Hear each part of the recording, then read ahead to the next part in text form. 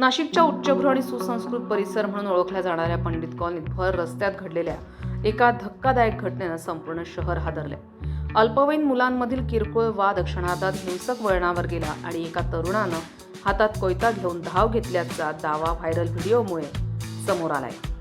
या घटनेमुळे परिसरात भीतीचं वातावरण निर्माण झालं असून नागरिकांच्या सुरक्षिततेबाबत गंभीर प्रश्न उपस्थित होतोय. या संपूर्ण प्रकाराचा व्हिडिओ एका जागरूक नागरिकानं मोबाईलमध्ये चित्रित केला.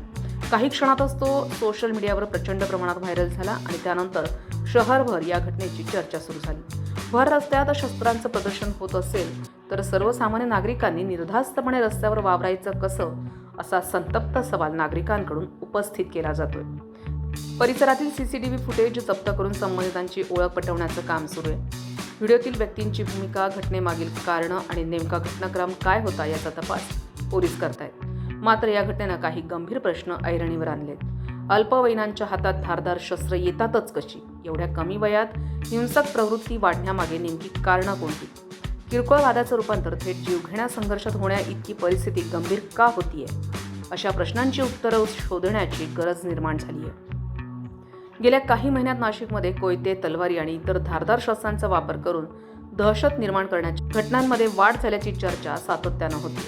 त्यामुळे ही घटना केवळ एक वेगळी घटना म्हणून न पाहता वाढत्या गुन्हेगारी प्रवृत्तीचा इशारा म्हणून पाहण्याची गरज असल्याचं मत व्यक्त होतं. तितकंच महत्त्वाचं म्हणजे या घटनेनंतर केवळ पोलिसांवरच जबाबदारी टाकून चालणार नाही.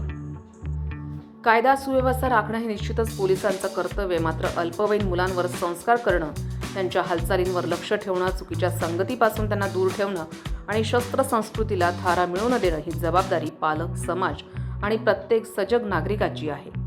कोणताही वाद हिंसाचारापर्यंत पोहोचू नये यासाठी सामाजिक जबाबदारीची जाणीव तितकीच आवश्यक आहे. एखादी घटना घडल्यानंतर तिचा व्हिडिओ व्हायरल करण्यापेक्षा वेळेवर पोलिसांना माहिती देणं, गुन्हेगारांना संरक्षण न देणं आणि कायद्याला सहकार्य करणं हे प्रत्येक नागरिकाचं कर्तव्य आहे. आता या प्रकरणात सरकारवाडा पोलिसांचा तपास कोणत्या दिशेनं जातो, संबंधितांवर कोणती कारवाई होते आणि अशा घटनांना आळा घालण्यासाठी प्रशासन कोणती ठोस पावलं उचलतं, याकडे संपूर्ण नाशिककरांचं लक्ष लागलंय.